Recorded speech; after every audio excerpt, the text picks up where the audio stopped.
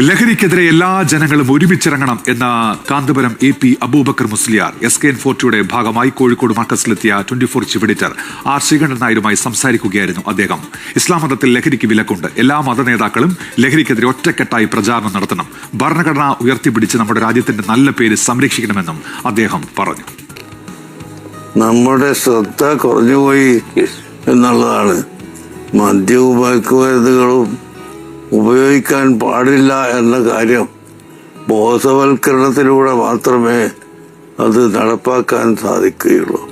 അതുകൊണ്ട് വിദ്യാർത്ഥികളെ ശരിക്ക് മതം നോക്കാതെ ഏത് മതക്കാരായാലും ക്ലാസ്സിൽ വരുന്ന വിദ്യാർത്ഥികളെ നല്ല മോറൽ ക്ലാസ് വെച്ച് ഈ ബോധവൽക്കരണം നടത്തണം.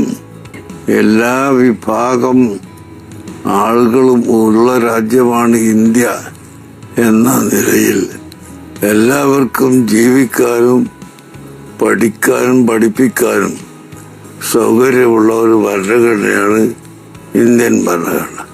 അതുകൊണ്ട് ആ ഭരണഘടനയെ സംരക്ഷിക്കുക എന്നത് നമ്മുടെ കർത്തവ്യമായി ഓരോരുത്തരും മനസ്സിലാക്കണം. അതിങ്ങനെ കഷ്ടം പെട്ടിപ്പോയാൽ പിന്നീട് ഒരു